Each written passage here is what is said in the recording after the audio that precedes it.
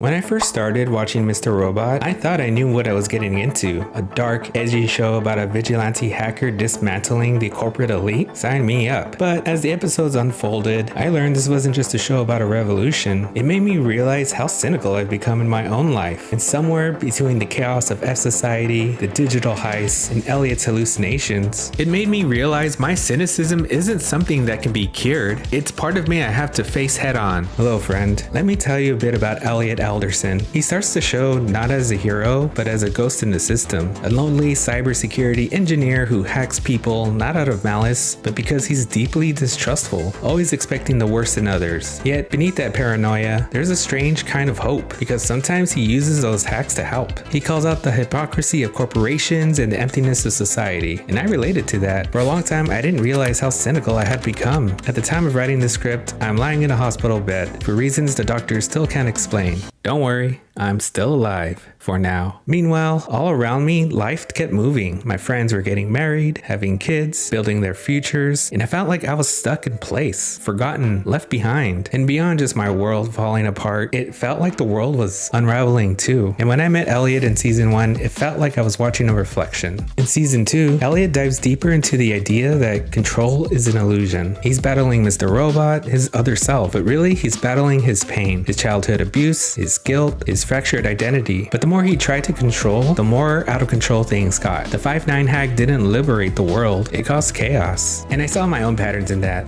The way I used sarcasm, pessimism, and detachment in order to avoid the idea of failure. Control is an illusion. That line hit me hard because deep down, I knew it too. And maybe I didn't need to control everything. Maybe I just needed to feel what I was avoiding. And that's where it got scary, because control isn't just a habit. It's a shield. It keeps you from being vulnerable and honest with yourself. One of the unique things that makes Mr. Robot different from any other show is that it brings to life emotional truths. First, there's Mr. Robot, his protector. Then there's his mother, the persecutor, the cruel voice in his head that tells him he's worthless. There's also young Elliot to handle the abuse he couldn't tolerate. And then there's the mastermind, the version of Elliot to deal with his rage and anger at the world. In the show, it was fascinating to see Elliot's different identities take shape, each one a reflection of his inner world. It made me think about the personas that I have. Beyond just being cynical, I recognize a few distinct versions of myself. Like Elliot, there's the persecutor, who's harsh and critical, the Debbie Downer, always expecting the worst, and one I call the Joker, the one who leans on self-deprecating humor as a defense mechanism, so I could lower the bar and not feel so much pressure. In the final season of Mr. Robot, Elliot is no longer just a force of chaos. His transformation comes to light during the confrontation with White Rose, when the two engage in a conversation that's less about hacking the world and more about clashing philosophies. Up until this point, Elliot has always been driven by a deep-rooted hatred of society. He sees the system as broken, manipulative, built to crush the vulnerable. But what makes this moment with White Rose powerful is that he finally articulates something deeper. He realizes that pain isn't something you can just erase. It's something you have to face. But more importantly, he refuses to give up on this world, imperfect as it may be. The man who once thought he could fix everything by tearing it all down or escaping it entirely finally accepts that healing requires presence, not fantasy. He chooses reality. What makes the ending so transformative isn't that Elliot beats the system or gets revenge. It's that he integrates his fractured self. He becomes whole. He becomes a part of Elliot's truth, not his mask. After watching the show, I realized that my own traits aren't inherently bad. They're not flaws, they're defense mechanisms, shaped over time to protect me. Just like Elliot's different identities, mine exist for a reason. And I think once I understood that,